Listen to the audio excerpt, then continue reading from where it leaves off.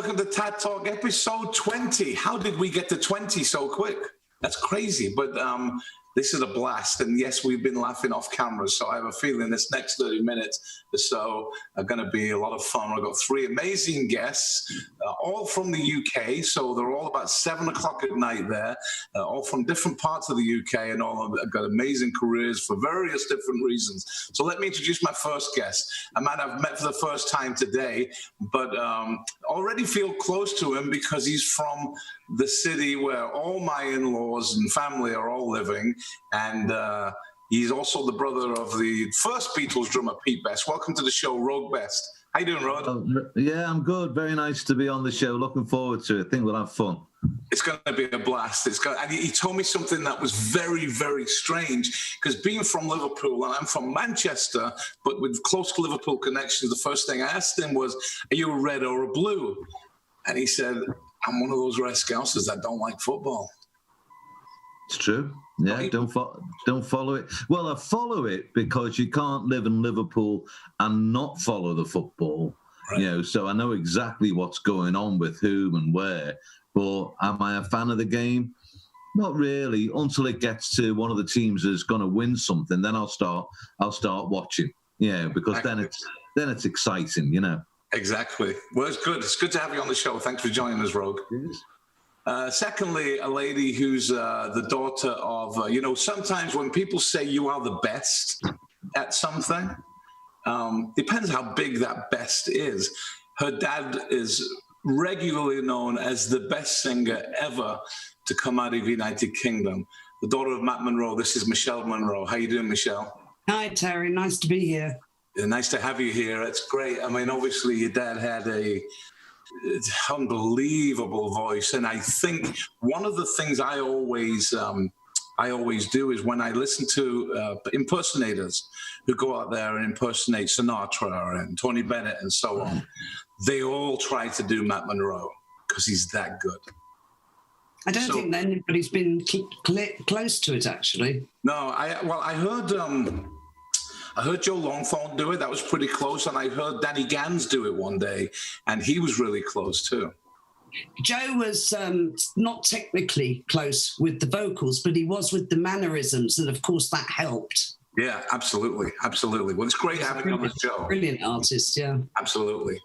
Great having you on the show. Finally, my third guest is a man I met for the first time a couple of years ago. Anybody who knows me knows that I have 2 or 3 passions in life other than what I do with Tad. One is Manchester United. Sorry, Roag.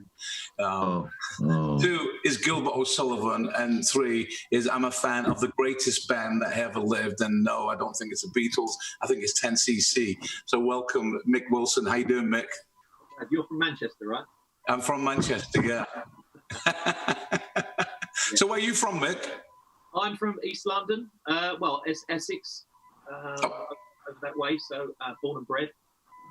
Excellent. We've got your mic a little bit quiet again for some reason, I'm not sure, so we'll see that lovely beard of yours closer to the screen. But it's great having you on the show. This is going to be a blast. We've got lots of viewers watching, including Graham McGarrick. So I know that Mick knows. Oh, yes, our sound man. Yeah, brilliant sound guy. We start off the show, as we always do, with 3 random questions. And we're going to start off with Michele. Michele, what is your all-time favorite song by the Beatles? Well, that's easy. It's Michele. Oh, I think we just... I didn't even have to think about that one. It's pretty easy, wasn't it? And I know there's a story behind that, and I want to ask you about that a little bit later. That's great. Mick, what about you? What's your favorite all-time Beatles song? Just one. You can only pick one. I think mine would have to be Day Tripper, and it's all about the intro. Down. Yeah. That guitar riff, and then the bass kicks in, and the tambourine, and it's sort of climactic, and you just think, so this is going to kick off at some point, and it does, Absolutely. When did you first learn that riff on guitar? Do you remember? I was a bit late because I was 62 born, so by the time I kind of got the guitar and was able to play something like that, it had gone. But my brother was 4 years older, and I really got back to the Beatles sort of like late 70s, early 80s, really, after I'd sort of started learning guitar, and then you sort of realise you want to learn how to play, and then you go and listen to bands that influence you. And my brother and my parents had quite a few Beatles albums in their collection, so I kind of wasn't around for them at the time. Yeah, a bit later, but yeah, brilliant. Michelle and Day Tripper. Roag, I think you might know a few Beatles songs, so if you had to pick one, what would be your favourite? If I had to pick one, it'd be All You Need Is Love. Yeah, well, it says so much, doesn't it?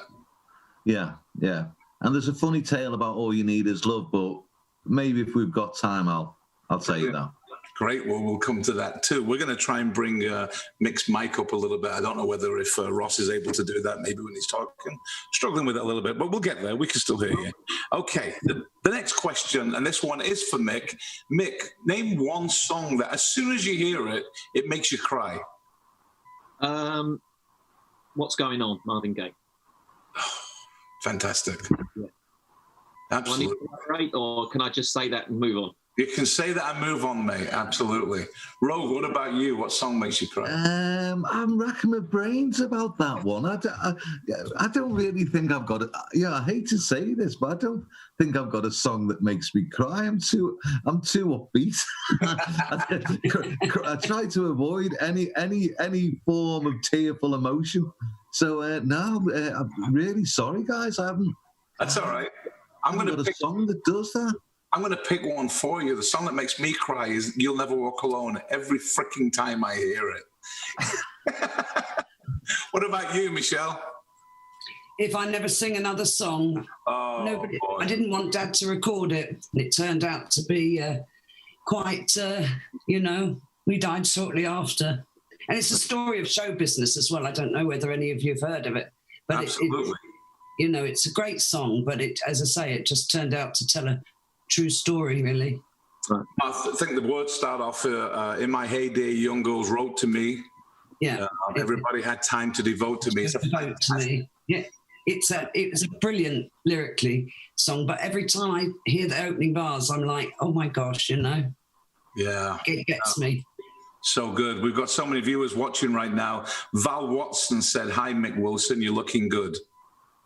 Right, with Wilson Planner on. There you go. And third random question, and we are going to start with Roag on this one. Roag, now think about this carefully. If you were arrested with no explanation, what would your friends and family presume you had done? They would presume that I'd been a smart arse in some shape or form and been whisked away for letting my mouth run away with itself. Yeah. In true Scouse form, absolutely. I love it. I love it. What about you, Michelle? It's the same. Insert foot into mouth. My brain always engages after I've said something. And so, they would know why. Wow, that's great. What about you, Mick? I'm not sure. I'm quite a very mild-mannered person, and I don't know if I would ever get to that point. So I think people would probably be quite surprised if I was arrested for anything. But so I would have to have a little bit of a think, because I don't, unless people want to, unless Val wants to enlighten everybody, I have a secret distant past. But I think it would be a bit of a surprise to me as well. So all right. Yeah. So this is a question for the viewers out there. I want you to put down what you think Mick Wilson would be arrested for if he was arrested. You have to kind of know Mick to be able to submit an answer. But people can use their imagination. Yeah. Awesome.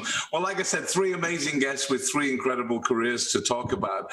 And I would love to start this with Roag. Roag is the owner of the, let me get this right, the Magical History Museum. Wrong. Is that wrong? Wrong. That's Magical. awesome. Yeah, it's John Marsden's fault. John, if you're listening, it's your fault, that. Magical Beatles Museum. Oh, the Magical Beatles Museum. Okay, well, I will blame John, even though it had nothing to do with him. Blame him anyway. But I did actually go to that about a year ago. I was staying at the Hard Day's Night Hotel and went in it. Obviously didn't pay attention to the name, but I thought it was brilliantly authentic. It made me really feel I was part of that history. But tell us a bit about the museum, Roag, and what you've got going there. Well, the museum came about simply because of the collection I'd gathered over the years. And, I could take up so much time talking about that, which I won't. But eventually I reached a point with the collection with, like, what am I going to do with this? And the idea was born to do a museum because the collection is vast and covers every sphere of the Beatles' career. And then once I decided to do it, Terry, it took me 10 years to get a building. I got close on 3 occasions. Wow. And always got let down at the last minute. And then I gave up because I wanted something on Matthew Street. And as you know, Matthew Street's the epicenter of tourism for Liverpool and for Liverpool's nightlife. And strangely enough, it's known quite well for music as well.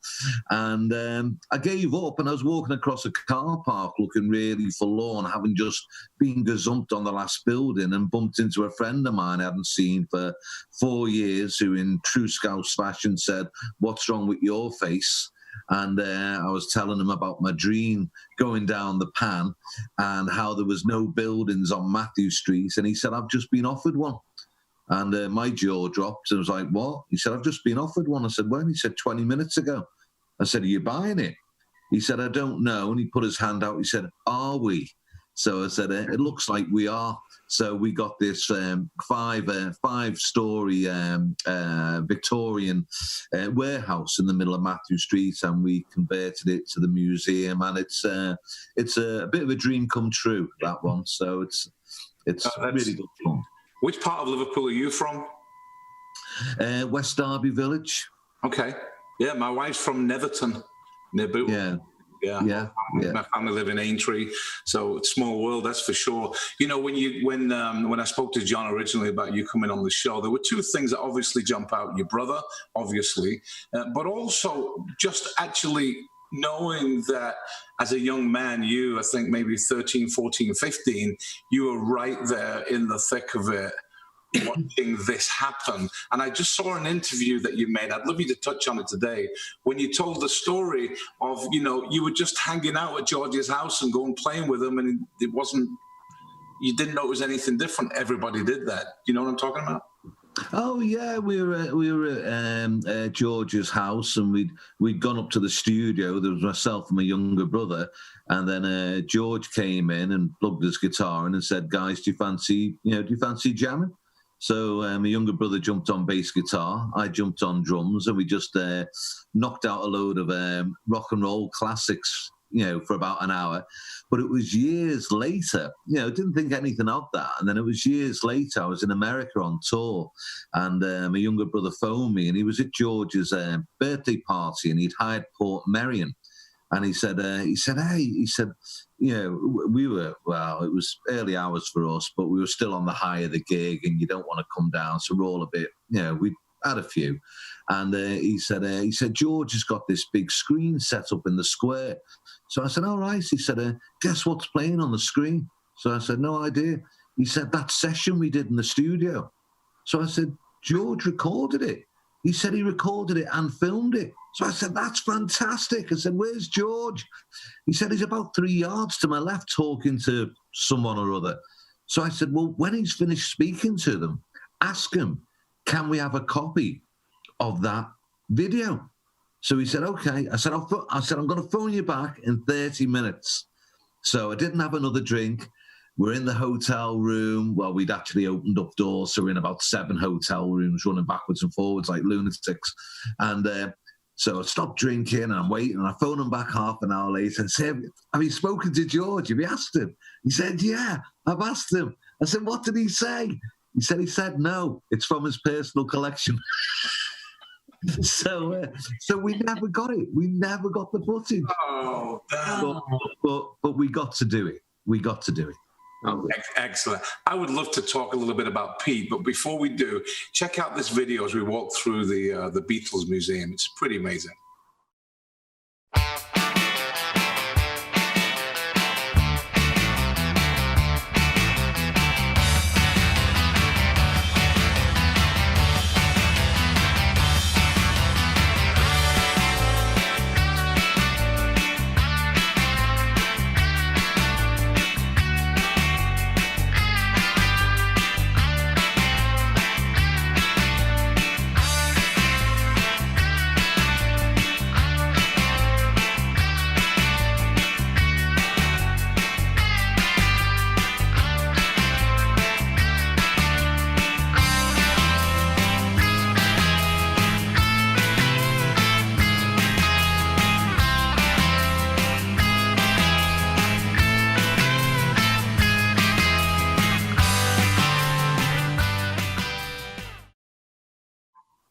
if you're ever in Liverpool, you really should go and visit it. It's great. It's on Matthew Street, and of course, everything's there.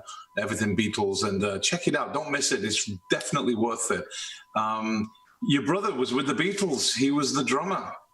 Yeah. I can't even go down the road of how many stories he's got, and I understand he's still playing now, right? Yeah, Pete still tours. He slowed it right down at 2018 and 2019 to the point where, you know, we'd gone from being on the road 6 months of the year to hardly being on the road at all. And I thought he was going to stop, and went and saw him around about September of last year and said, Pete, I said, I need to let the lads know. I said, are we winding this up? You know, I said, because they've got other opportunities they could chase here. And he said, I don't know. And I said, well, listen, I said, why don't you go out on tour next year?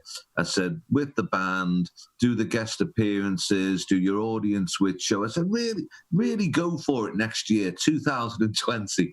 And he said, why? He said, what's important about 2020? And I said, it's 60 years of the Beatles, Pete. I said, and you were there. I said, so you should be out there. You should be touring. You should be doing these chat shows. I said, come on, what do you want? He said, do you know what? Line it up. And we did. And every day we just watch another show go down the pan, another tour, slip away. And it's just this domino effect that's going right through 2020. So, hey, best laid plans. Best laid plans. Absolutely. No, absolutely. My brother-in-law he lives in Aintree, and he just wrote, I'm going there as soon as this lockdown ends. Looked boss. So for anyone who's not from Liverpool, looks boss means it looks pretty good. But yeah, that's great. That's awesome, Roag. So many great stories. I actually want to ask you now to come on a show, and let's just do a Beatles show and talk about this, because I just imagine you could go on and on and on and on with these stories. Yeah, a lot of people say that to me, actually. Brilliant. Michele, how are you? I'm very well, thanks. Good. Great having you on the show. Your dad was incredible, and he's admired by so many singers, and so many singers that I've had the pleasure of mixing with or working with on occasion. One of them comes to mind, Jack Jones. And Jack, you know, frequently says Matt Monro's one of the best singers ever been.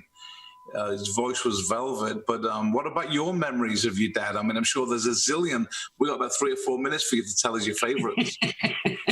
Well, you know, the thing is, everyone says, what's it like growing up with a famous father? Well, I didn't know any different. To me, it was a normal life. I thought everybody's parents were always away for a long time. The trouble is he had to go where the work took him. So he was away 9 months of every year virtually, which was hard as a young girl. And Dad had no stability as a young boy. I mean, his home was bombed out. You know, he literally was busking in the pubs of the East End, and he'd get up with the resident trio and they'd pass a hat around for him, and he lived, you know, hand to mouth. He went to 5 different schools. He didn't want that for us. He wanted a stable background. So we didn't travel with him when we were very little, except when we moved to the States. So obviously we all moved, and that was fantastic. But in later years, I traveled with him, and it was just awesome. You know, I'd love to put the clock back. I really would. Oh, I bet. I think it's been about 35 years since he passed away. Well, it's his 90th anniversary year and the 60th anniversary of his very first hit, Portrait of My Love. So wow. It's a celebratory year. And as you say, Roag, all the gigs have gone bang, bang, bang, bang. So I think we'll be celebrating the 61st year. So, you know, it's funny, we're doing this show and so many amazing guests we've had on. I've always stumbled across a personal connection with everyone, and you've just brought one up to me, because the very first song I sat down on a piano and tried to play to the woman that eventually became my wife, and it's still our song, is Portrait of My Love. So there you go. I've got a connection with Matt Monro. I know early on in the show. You smoothie. Thank you. Thank you. You told us before that your favorite Beatles song was Michele. Obviously, your name is Michele, but I know there's a story that goes in which is incredibly touching. Can you tell us that? Well, I'd never been to a recording studio with Daddy, and he was recording his new album, Close to You. So I knew he was going to lay down some tracks. So he asked me to go with him. And it was, for me as a young kid, you know, there was 40 musicians tuning up. It was bedlam. It was wires and instruments everywhere. And suddenly this guy walked in. And I say guy, it turned out to be Sir George Martin. And he tapped his little pencil, to me it looked like, and it just went absolutely deathly quiet. And I'm looking around and Dad's going like this. So I went over and he held my hand and he sang Michele. And that was the actual copy that was cut and pressed and released. And I've never forgotten it. And in fact, when I released the book, George Martin came to the book launch, unbeknown to me, and he hadn't stepped foot in the EMI in years. It was like God had entered the room. It was incredible. And he was carrying a frame, and it was the original score of Michele. And he'd had it framed and he'd signed it. Your dad would want you to have this, Uncle George. And it's up on my wall. Brilliant. It's a very special memory. Oh, brilliant. And for any viewer watching, but any young viewer watching us sing, check out this video, because these are the days before Melodyne, before studio tricks. The guy just picked up a mic, opened his mouth, and out came this. Check out Matt Monro. Introducing Matt Monro with Stranger in Paradise, the stunning new album of his timeless greatest hits. Plus a bonus album of previously unreleased Broadway. I'm sad that after searching so long, knew I loved you, but told you, walk away, walk on.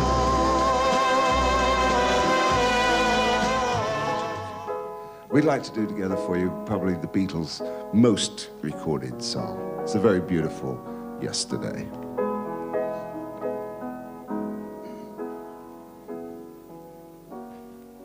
Yesterday, all my troubles seem so far away.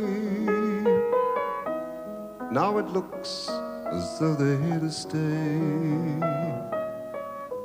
I believe in yesterday. Suddenly, I'm not half the man I used to be. There's a shadow hanging over me. Yesterday came suddenly as I leave you there.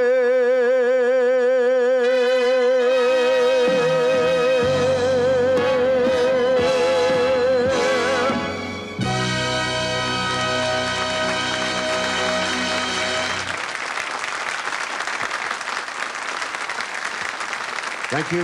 Good night. God bless. The voice is amazing.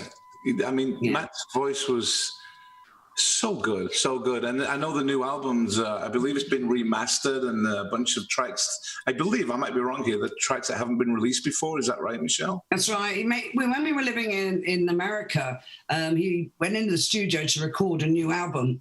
And he wanted to go away from his normal, which was the big orchestras and the big bands. So just a five musicians and him as the sixth, musical instrument. And he went in and he recorded it and he loved it. And off he went. And unbeknown to him, the producer, Dave Kavanagh, decided he wanted to have big orchestrations, and he overdubbed it and he butchered it. And Dad walked away and said, I'm not having anything to do with it. So it was shelved. And then I was working with the EMI for 20 years doing projects on Daddy. And we released, one with Nelson Riddle and live in Australia, the Rare Monroe, etc. And that was the last one that was going to be released. And sadly, EMI closed. So finally, I've been able to bring it out this year. Went straight to number 12 in the album charts. I was so chuffed. And it was the week of lockdown. So really not a good week because we had no stock left after 5 days. And I mean, incredible. you know, with the Billie Eilishes, and there's Daddy, number 12. I was so proud. Even after 5 weeks, he's still number 12 in the physical album charts. That's because nobody can get stock of anybody. So, well, it's quite an achievement. 15 years since we've been in the charts. So it just shows just how much sort of warmth and admiration people still have. And it is a brand new album, so it's not a rehashed thing, although I have coupled it with the best of for new fans, 27 of his sort of most well-known hits, but everything's in stereo now. EMI were very lazy, used to pull mono out and go, that'll do. And so it's all stereo, all remastered by Richard Moore, who's been with me 10 years. Absolutely fantastic sound engineer. And yeah, this is a brilliant album. I'm very proud of it. Oh, that's great. And I know you sent me a copy this morning digitally, so I'm definitely going to be putting that on today. You got the bill, yeah? I did. I got the bill as well, yeah. Hey, and Michelle, Sam Kane said, tell Michelle I love her very much. Oh, I love you too. Yeah. This is awesome. Thanks so much, Michelle. We're here with Mick Wilson. Mick, how are you, mate? I'm good. I'm all good, thank you. So I touched on it a little bit before about being a 10cc, but beyond 10cc, I've been singing and playing for years. I think you have one of the best rock pop voices I've ever heard. It's phenomenal, and you're so humble. But when you hear him sing, well, I'm not going to leave it till the end of the interview. I want you to hear Mick Wilson sing before we chat with him. Check out this video from Mick. Very, very early song, but I need some help singing this. Ladies, you can relax. I just need the gentleman of Krefeld to help me with this song. I need big voices. Are you with me, gentlemen? Yes. Okay. We'll see how we get on. Let's give it a go.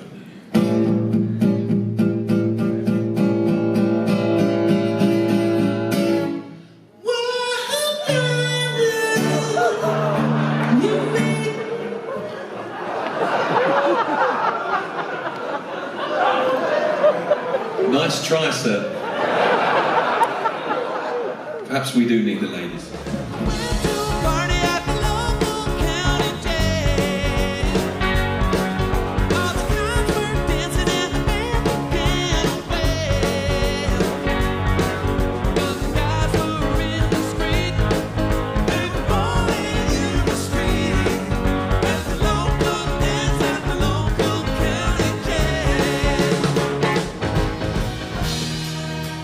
Try to tell me thoughts they cannot defend,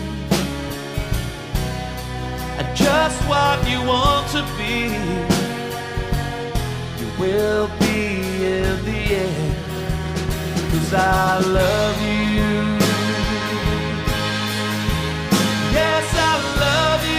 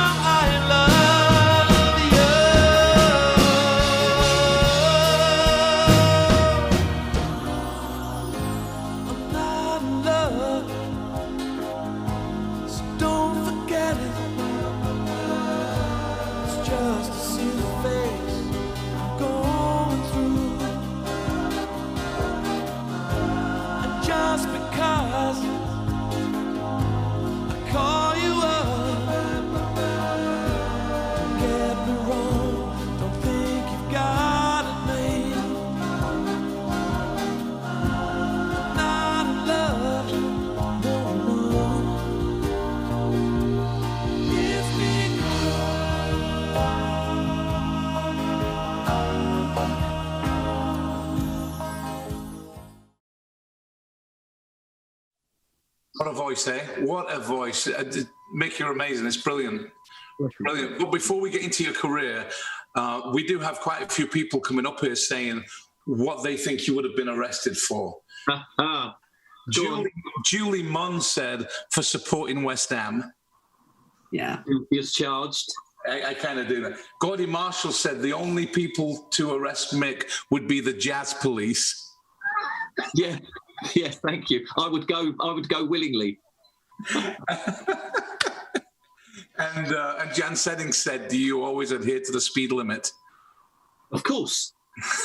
I'm not an idiot. So Sam, I don't know if I can do this. I'm going to try to do it. Sam is on here, and I rarely bring in another guest on the show because it kind of messes up with the thing that I may not be able to do it. But maybe we can bring Sam on in audio. But Sam, I don't know if you know this, but will Mick tell us a story because you wrote a song with Sam? Well, basically, a friend of mine called Barry, who's a keyboard player and musical director, I think, and I can't remember what the connection was, whether Barry had met Sam doing some kind of panto or summer season or something like that. And Barry lives over Watford Way, which is in the same kind of area that Sam was. Or Sam was doing a touring show. I can't remember what the connection was. Anyway, he was sort of fresh off the back of the Brookside thing because it was that long ago, so it was fresh off the back of that. And we got together, and Barry knew that I had a studio. And so Sam came over and we had a few little ideas and knocked a few ideas about. I went over to his house.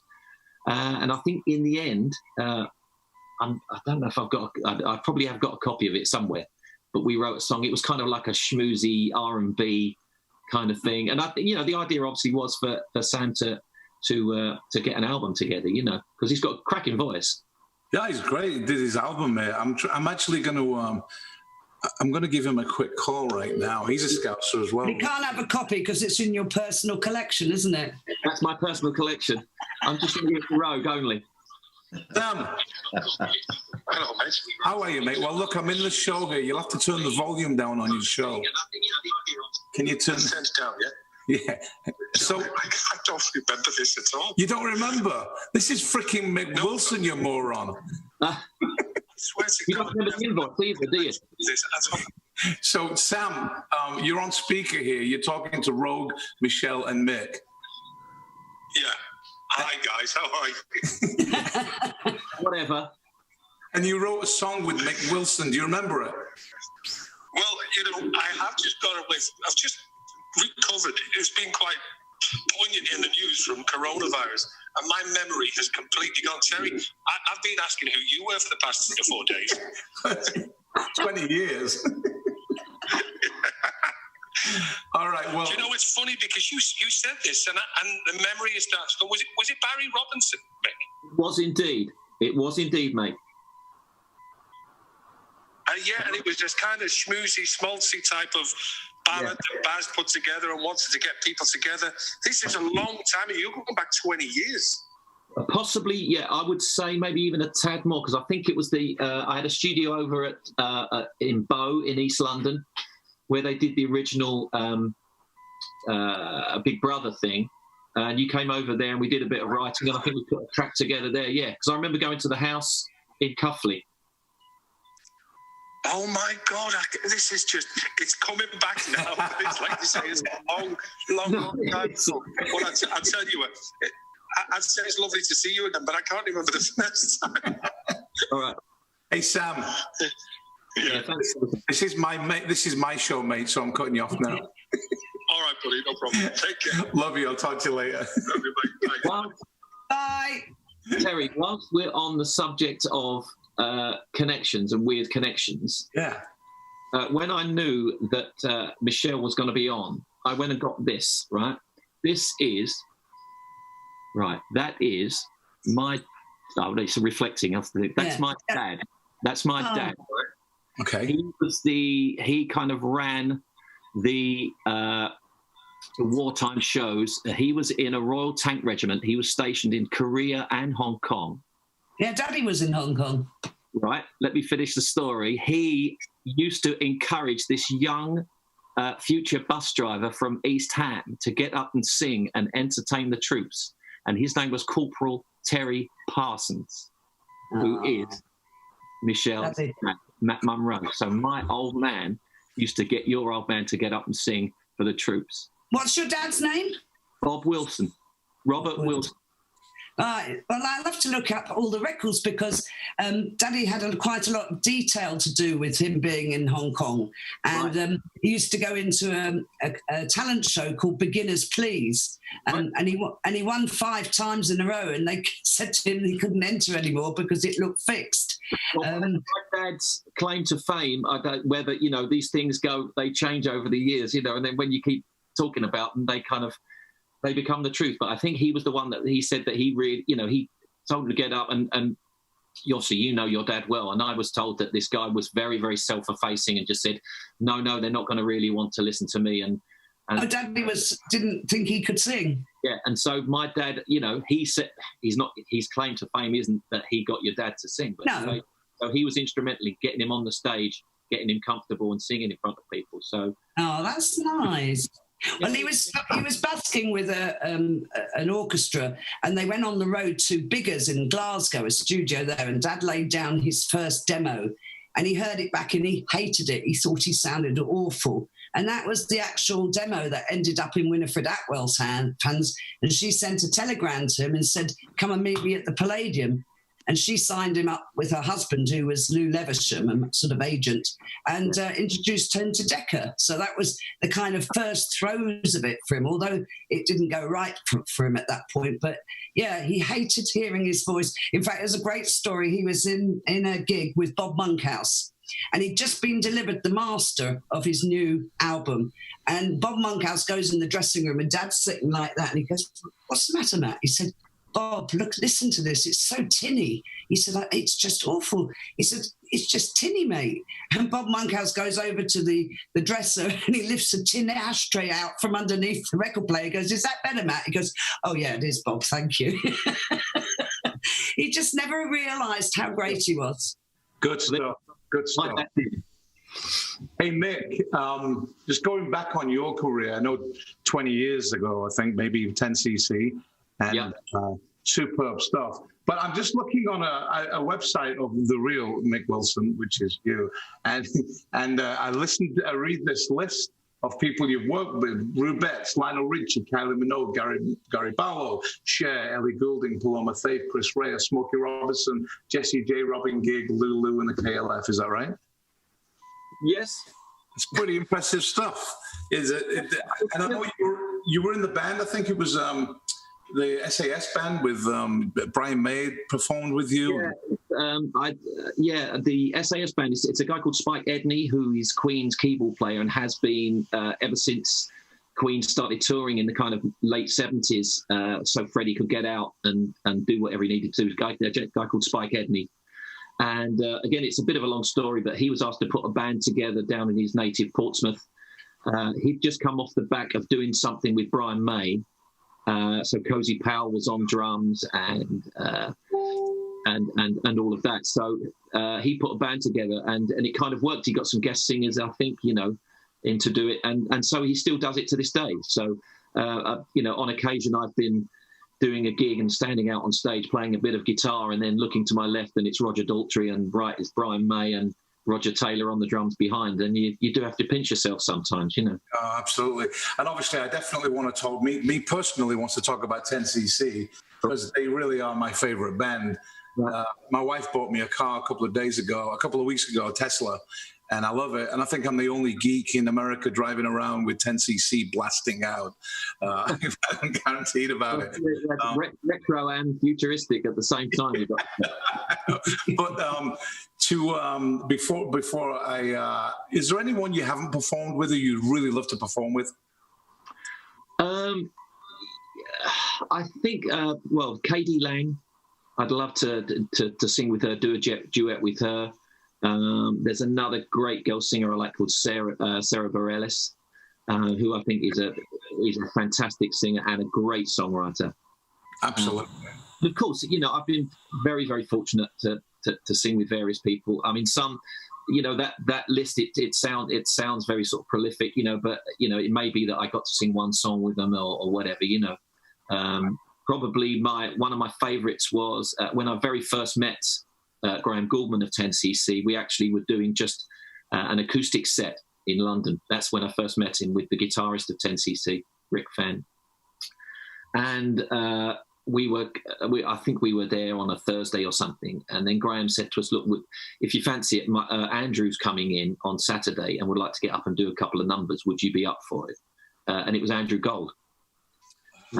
So 4:00 that Saturday afternoon, I'm sitting in the tiniest of all dressing rooms, opposite Andrew Gold, being taught the harmonies for Never Let Us Slip Away and things like that, and it's kind of, I mean, Roag will probably say as well, that you'll start off just trying to, have fun playing music, and sometimes your career goes in certain directions and you end up in the biggest band in the world, or you end up just being a jobbing musician, it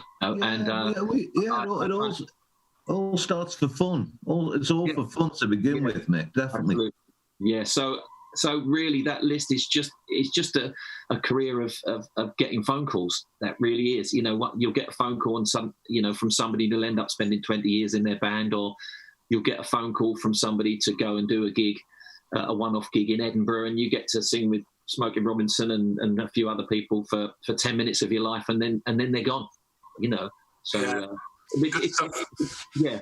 Definitely good stuff, though. And of course, 10cc. Now, if in America, where you say 10cc and your conversation's limited to "I'm not in love," yeah, and then a little bit "The Things We Do for Love," and a little bit "Dreadlock." They were about. I think. I mean, I'm not. Even though I was in the band for quite some time, I'm not really an expert on the catalogue. So you probably know more, but I do know for a fact that the America thing. I think there was some contractual reasons they went with various record companies which didn't have any representation out there, so it didn't really work for them really well. And they had perhaps other bands, Steely Dan, that did that more cerebral stuff. And obviously there's either a gap in the market for it or there's not. And for me, it's not just the stuff like Rubber Bullets and Dean and I, which I think are brilliant.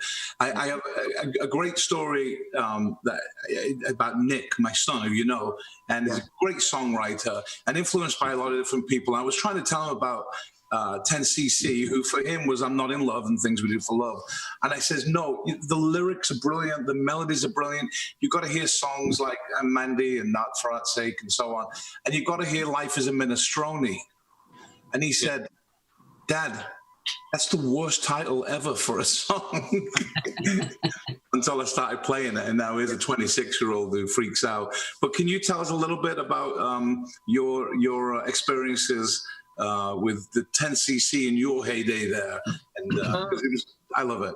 Well, as I said, we kind of I first met Graham 20 odd years ago, and I worked with a friend of Rick Fenn's called Peter Howarth, who I'm working with now in the Frontmen, and we did Cliff Richard together.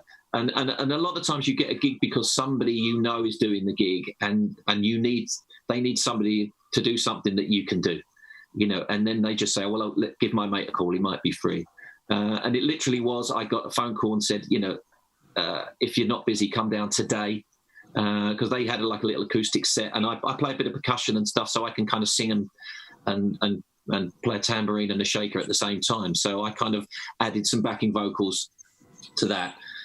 So this was 98, I think. 95, again, other people may know the exact chronology, but 95, I think, was the last kind of year that Graham and Eric worked in earnest together. They were in Japan. They did a live DVD out there.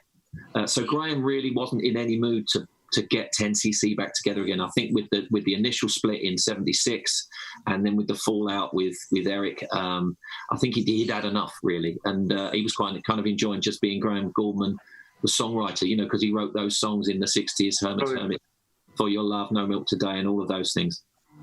So he had no real intention in getting another 10cc together. But what actually happened was that we formed this little unit. We ended up doing, Ronnie Scott's at the time opened up a club in Birmingham. So we kind of did that, which was more pop. Although it was a bit of jazz, it was more pop. So we did that a couple of times. And like most things, managers, promoters, they see that this is available, and would you come and play here? Would you come and play there? Yeah. And then it did get to a point that the acoustic thing wasn't kind of cutting it enough. It was quite limited. It's great for a cabaret kind of thing or a little MTV Unplugged show, something like that. But so the decision was made then to go electric and obviously broaden the scope of the song. So because then we went electric, we could do Donna and Rubber Bullets and stuff. And because of my falsetto, my range, I was asked to do all of those. So I wasn't brought in as a lead singer of 10cc. It just evolved, and it's like all of these things, you get asked to do something, and if you're free, you say yes to do it, and then I spent 20, relatively happy years doing that. And what was really nice was that because the gig, my kind of gig itself didn't really exist because there were just the four of them, I could kind of use everything that I do. I play a bit of keys, bit of guitar, bit of this, bit of that, so I could use everything for me. So it was a really, really great showcase for me personally as a musician. So I got to flex my muscles quite good. So it was very, very fulfilling for me, very, very enjoyable. And I got to sing some fantastic all around the world, Yeah, well, I think you said they brought you into it, and I'm glad they did, because I think you breathed new life into the songs for many years, and I love it, and I enjoy working with you, and I'm a big fan of the voice, and so it's great. I'm thrilled you're on the show as well. It's great, and as all my as all the people that work for me at TAD are pointing out on the comments here, Terry is geeking out right now. Because I can talk about 10cc and Gilbert O'Sullivan all day, and I know I'm a geek, but there you go. That's how it goes. So 3 amazing stories there, and we're going to be coming back to each of you. I wish the show was 2 hours long to talk about what you 3 are doing right now. But right now on the show, we're going to go to Where in the World is Terry? Where in the world is Terry? Where in the world is Terry?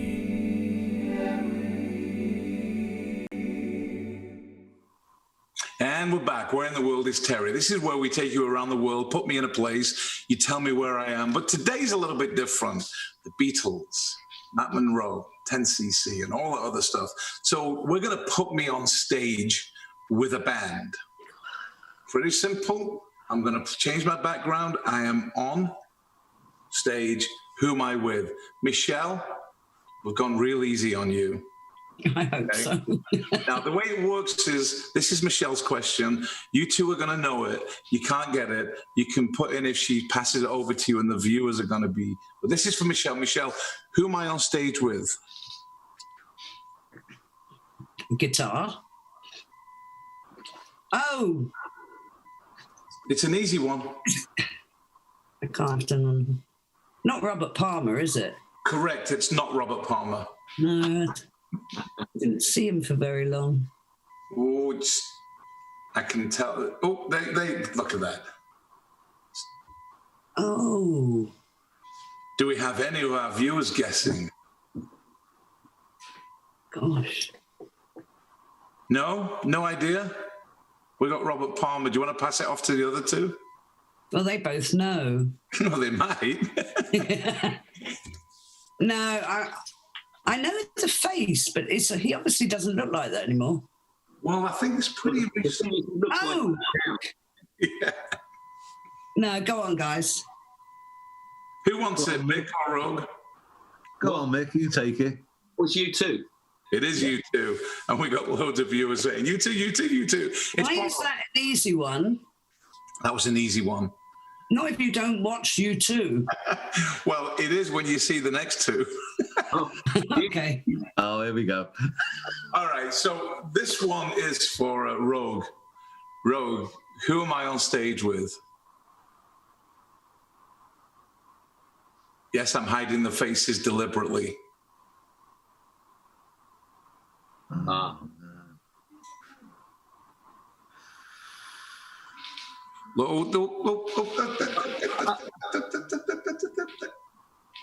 Oh, if you don't get it from that, Roag.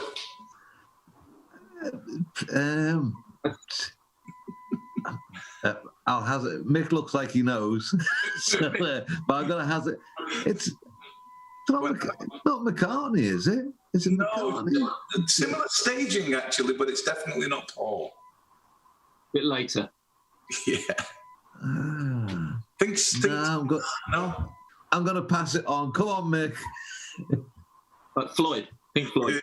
It is. Oh, of course. Yeah. Yeah. Now, the reason, do you know why that threw me? Because, as you said, that's an instant, it's Floyd. But you know what jumped into my mind and then I couldn't shake it off was the Cavern gig. Was the Cavern gig when he was playing for Paul at the Cavern gig. Yeah. So I'm associating him with Paul, you know? There you go. All right, Mick. This is like Who Wants to Be a Millionaire? It's only easy if you know the answer, right? It's true. It's true. I think this is easy, but it's one of those, again, if you don't know it, don't know what they look like. So, Mick, who am I on stage with? Oh, you're giving me the hard one. Yeah, because I knew you'd know the other two. Oh, hold on. Oh. It's very dark. It is. We're going to see his face. Oh. That's what he looks like now. Oh, yes, Duran, of course. Duran. Exactly, Simon. Duran. Well done. Yeah. And apparently I froze. I don't know if that froze for me, but... No, you're good. You got me? Okay, great. And Beth Shasma, who runs all our admin at TED, just says, I want Mick as my phone a friend. Yeah, absolutely. If the police haven't come to get me. Yeah, exactly. So we ask a question on TED Talk every day. We ask the same question of every guest, and we get some great answers. So for all three of you, this is the question we ask. If you could spend the next 60 minutes with any two people, dead or alive, anywhere in the world, the next hour, who would you like to spend it with and where would you go? And I'm going to start with Roag. So, Roag, you get to spend the next 16 minutes with two people somewhere. Who would it be? Oh, do you know what? I'd like to say something really funny, but if I did have that opportunity in life and without bringing things down to too much of a low, but if I did have that opportunity, I'd really want to sit with my mum and dad, and say, what happened to the money?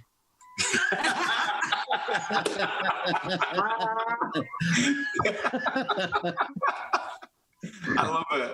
So where would you go for that meeting? Oh, do you know what? If you had that golden opportunity, I don't think it would matter where you went. It would just be a golden moment. It could be anywhere, couldn't it? Could be anywhere. Brilliant. That's brilliant, Roag. I love it. Mick, if you could spend the next hour with two people, one place, where and who? There's probably lots and lots, but I'd probably just going with the theme of the show. I think I probably wouldn't mind wandering around Abbey Road Studio 2 with Jeff Emmerich, the engineer, and George Martin. And so just go, we did that there, we put him there, McCartney, he sang in the mic cupboard, we did this, we did that. And just because I'm a bit of a, as you can see, I'm a bit of a studio geek, so, there's lots of books about it, about how they did stuff, and they were the first to do the phasing, putting the fingers on the tape machines to slow one down slightly and all of that. But it would just be nice to hear it from the horse's mouth, Absolutely. I bet that would be incredible. One of the thrills for me, just touching on me, is, as you know, Mick, my son's a songwriter and love watching his career. Is great. He got the opportunity to record all the piano parts and vocal parts at Abbey Road last year. And we spent a day there with Tim Hamill engineering, and it was just amazing. Just the energy in that building. Well, I was really fortunate. Back when I was a kid, we were in a little pop band. It was a little teeny bop band in the 70s, and I think I was 13 at the time, and we signed one single deal with EMI, and we recorded it at Studio 2 Abbey Road. Yeah. So I'm standing in the middle of Studio 2 at 13. Crazy. Nick was in Studio 2, and it was just you stand around, look around, and it's nothing. It really is nothing. And there's just that horrible, that shitty pegboard on the wall, and the stairs up. If you were ever allowed to climb the stairs, back in the old days, you weren't even allowed up those stairs. It was just the guys in the white coats doing all the things. But. Well, great stuff. I've got some great pictures of Jeff Emmerich and George, and when Daddy first got into Studio One, and it was such a big deal to him, It was thrilling, absolutely thrilling. And yeah, as you say, it's just a normal room, a normal building, but it's not, is it? It's Abbey Road. So much energy. Michelle, two people, one place. Who would you like to spend? Who would you like? I'd like to spend it with my dad and Sinatra at Carnegie Hall. Wow. And I'd like to be on the ticket box. Yeah. No, I mean, they never met. They were always due to meet, and something always happened to stop it occurring. And in fact, there was a story where their daddy was offered a contract with Reprise, which was Sinatra's own record company. And the powers that be thought it was a ruse, that if his dad signed with them, they could stop him recording. And as much as he wanted to do it, he listened to reason, because he never spoke to Sinatra himself about it.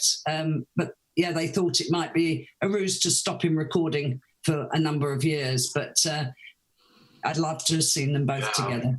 No, that's tremendous. That's three great answers, and I appreciate it. We're nearing the end of the show, but I do want to ask each of the three of you, all of you are doing some things now. Let's stay with Michele.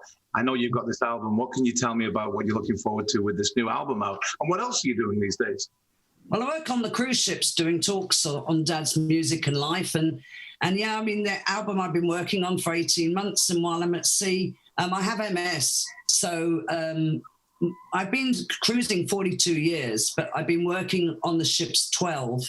And I realised there was a big loop in the market there for nothing for the disabled. So I've just finished writing a book, which is a cruising guide for the disabled. So that's coming out next month. Not really the best timing for a cruise book, but it's taken a lot of years. So I'm pleased that that's happening, you know. And as soon as I can go back to work, I'll be very happy, because every contract's being pulled at the moment. Well, I'd love to get a copy of that book, definitely, when you can. That'd be great. Mick, I know frontmen is a big thing, and I'm a big fan of that too. What are you working on? What are you doing these days? Yeah, that's a project that we put together. Just for anybody that doesn't know what the band is, it's basically me and two other mates, a guy called Peter Howarth, who sings with the Hollies, a guy called Pete Lincoln, who sings, who again, not an original member, who sang with the Sweet for about 15 years. We met 25 years ago, working with Sir Cliff Richard, and we've always sort of kept in touch every now and then and seen each other with our respective bands. And we put this project together about 3 years ago. We call ourselves the Frontmen because we were the frontmen of the band. And it's basically a bit of everything. So it's a bit of 10cc, bit of Cliff, bit of Sweet, bit of Hollies, and we also do our own material. So we are working on a second album. We released the first album, working on, at the moment, I'm physically working on a DVD, which is, so you can't see the screen, that we're mixing the DVD. There's a lot of 3 acoustics and 3 vocals, who thought? So we're doing that, but also the thing that I met you through, which is Go Now, which is Goldie Marshall's brainchild. So he was the drummer of the Moodies for 25 years. And he and I it's his idea really, but I kind of do it with him. We've got this company, so we do it as a partnership. And we were supposed to be with you guys almost now, really, doing some shows. Yeah. But what's exciting is that we've finally cracked it, and I believe we're going to be doing some orchestral shows next year.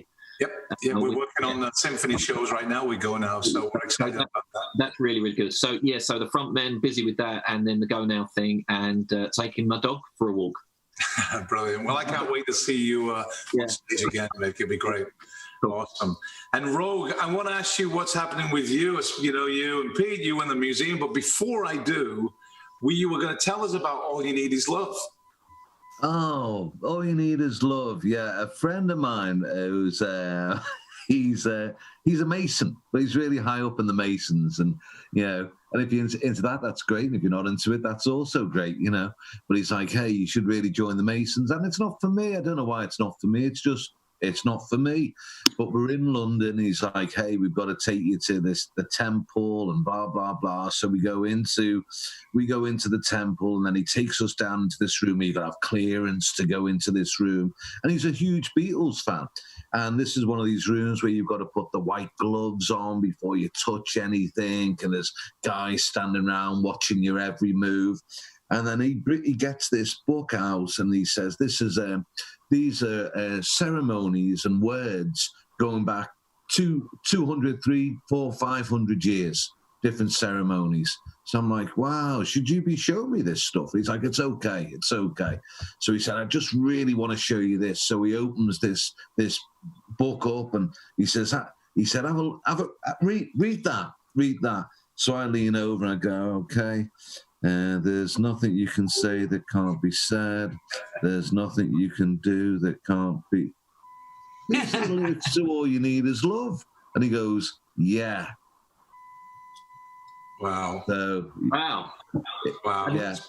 What was the date on that? What was the date on that? Was how many years ago? Oh, it was like 200 years old. Yeah, it was like 200 years old. And then I said to him, so what do you think that's about? And then he said, well, the Beatles used to drink at the Scotch and, wasn't the Bag of Nails, it was the other one, the sort of like in a courtyard. Can't think of it, the Scotch and such. But there's a Masonic number one. The number one temple in the country is right there. So he's just like doing his detective thing. He said, I'm thinking that Masons must have gone in there. They're all having a drink together. Someone's shown John this. He said, because they're not his lyrics. Yeah, and I'm like, well, looking at that, they don't look like they are. But he had the foresight to take them and use them, and it's not as if the Masons are going to go, hey, hang on a minute, that's one of our rituals. So he was literally on. I mean, going back to, Terry's favourite song, Life is a Minestrone, apparently it was Eric and Lowell were on the way back to the studio, and they were listening to the radio, and the guy was talking about life and art and stuff like that, and apparently he said that he thought that life was like a minestrone. And obviously you don't see each other. We'll have that. That's a great. We'll have that. Don't get me started on the 10cc lyrics. I mean, I gave Nick a 3-hour conversation on why the lyrics on Life is a Minestrone are fantastic. I don't know whether he still agrees with me or not, but so about the Beatles. He was just terrified you were going to do it again. Exactly. So, Roag, what do we have to look forward to if we come to the museum? Well, the museum, it's over 4 floors, and it's split into different periods of their career. So, 59 to 62, then 63 to 66, 67 to 70, and we've got something a bit special on every one of the floors. It's really a treat if you're a Beatles fan, but even if you're not a Beatles fan, it's a treat just if you're into music. If you're just into music, I think they've greatly influenced everybody in some way or form, whether people would like to admit it or not. Some people are quite happy to say, yeah, we were influenced by the Beatles, and the others, well, no, Beatles never influenced me. Yeah, but I think it's a little bit impossible to get away from them, really, because they've been and are such a huge presence. Yeah, amazing stuff. Today's show has been fantastic for me. My brother-in-law just came on and said, 1 more hour, please. But it's been amazing. We've talked about Matt Monro, 10cc, the Beatles, and everything in between. And it's a longer show than we normally have, but I've had a ball. So thank you all 3 for being part of it.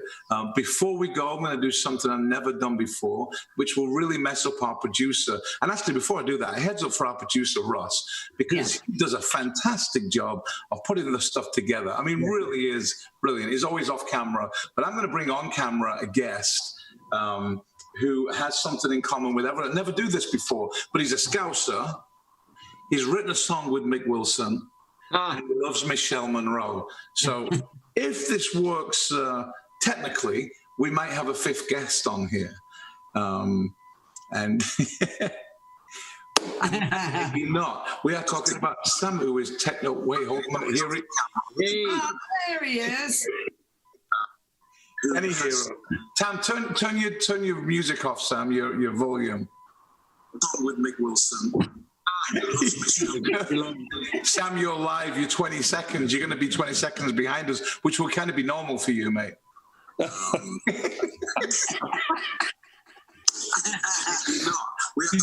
Sam, meet Mick. Mick, listen, it's all coming back. It's all coming back. I remember Linda was with me also. That's right. All right, Mick, it was Linda was with me. She was pregnant, right? Yeah. Absolutely. I can't hear you now because I've got no headphones in. I'm on a different laptop. But it was, Mick, I remember it clearly. I remember it was a really schmaltzy song. I remember the studio. It's, a long, long time ago. But I'd love to catch up after this is done, say hello and have a chat about my kids too. If I can find the copy of it, I'll try and put it on a MP3 and send it to you. Yes, he can't hear you, but stay right here. Sam, don't leave. Nobody else leave. Roag, stay here. I want you to meet Sam. Same with you, Michelle. Thanks to everyone for joining us on TED Talk today. It's been great. Tomorrow's going to be really fun because tomorrow we have three guys who are the heartbeat of what we do here in Phoenix, and that are three of our core musicians: Chris Whiteley, Chad Cole, and Mike Richaud. Phenomenal musicians, great people. They're going to come and share the spotlight and tell us a little bit about what they're going through this crazy time. Thanks for joining us on TED Talk. We'll see you on the next one.